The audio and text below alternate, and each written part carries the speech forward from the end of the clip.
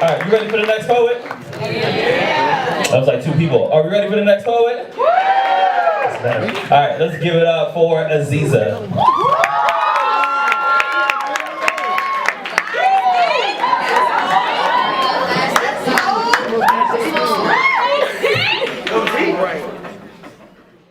The smell of charred remains sits heavy on the weary colony. Stillness sets stage for a deep breath. The smoke does not allow it. It seems to them that she is finally dead. The first poem I ever wrote was a poem entitled For You, Chloe, and Chloe's my sister. And it was the first time that I really had to address what the world does to young black women. And I got so angry that all I could do was put it in words. And that poem was 10 minutes long. And so I was like, yeah, maybe I should write more poems so that they're all not a decade long. So yeah, it first started when I got so angry, so fed up with a certain situation that I just had to speak about it. You thought you burned her down, but she rose from the ashes like her father. See, after a war, there is nothing to see and everything to become, and she is cradled by a womb of 10,000 flames, an unsung havoc tearing down Babylon with just a few notes. See, after a war, generals polish their armor, and she is militant. A shield, a sword, a soliloquy of words coming to divide what you expected a woman from what is true of her. So I always ground myself in the message that I want to portray. For instance, I have a poem called The 7,500th Song. And it's a song about abusive relationships, and the calling, if you will, for the person that reads it is that if you're stuck in that place, there's so much space for you to grow, there's so much space for you to get out of that and become essentially a new person, and to retain your softness in the midst of a cruel or harsh moment like abuse. So I went forward with that theme, with that one idea, and because it's such a hard topic, I use the metaphor of birds nesting, I use the metaphor of psalms, I use the metaphor of being able to sing your own song once you're out of that space to kind of soften the harshness of the message, and just the kind of tragedy and the trauma that goes on in your own heart as a result of abuse. After a war, they only speak of new legends to make them old, but she is difficult.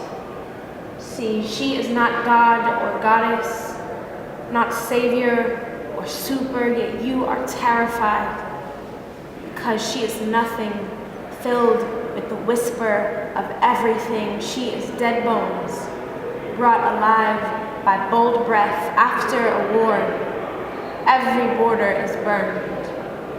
And from where you exiled her, she comes running, flanked by strength, honor, a reminder that no boundary man lays will echo into eternity. My favorite part about spoken word, and what I think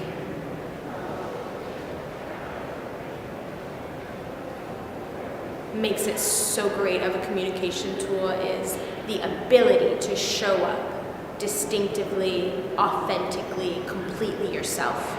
So the way I perform a poem is not the way that another person would perform a poem, and even if we're saying the same thing, our attitude, our disposition, the way we're communicating, it can make the poem two completely different poems. So I really enjoy the emotive aspect of spoken word and the ability to portray more than your words can.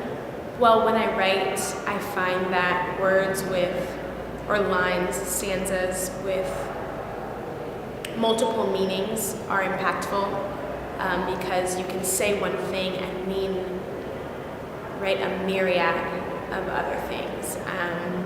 I can be talking about women, and I can be talking about children, and I can be talking about men all in the same thing. And by saying one line, I can unify all of our feelings and create a bridge even to understand one another. So that's my favorite part, right? Those double entendres, those moments where it's like, oh snap, did she say that, but she really meant that. It's like coding, it's really sweet, and to watch people unpack that is always super awesome. In the Heritage Festival, I will be performing in the Poetry Slam. I'm super excited. We're doing one group poem and one singular poem, and I'm doing my group poem with Atia Touré, and we are planning on doing a poem that centers around R. Kelly. Misgiven consent, A 6-part series. 14 accounts. Only 2 nights in jail. But who's counting? So we're really excited about that, trying to make some waves, and put Black women at the forefront of the discussion. And then I'll be doing my own poem that has to do with just stepping back from the hustle and embracing what's soulful and what's slow, and in all honesty, just trying to be authentic instead of performing for your life. She advances, takes her territory, footsteps of thunder, voice of a lullaby. She stands, grasps her wholeness, serpent and forbidden fruit at her feet.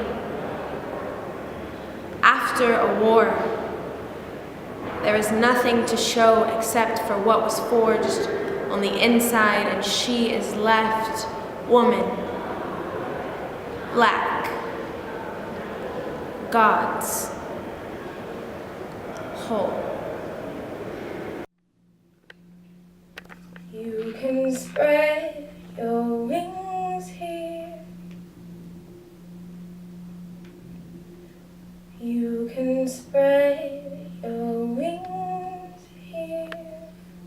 2.1 miles away from where it all began, I am raising my voice to the tune of a hymn because it is the only thing louder than your demons.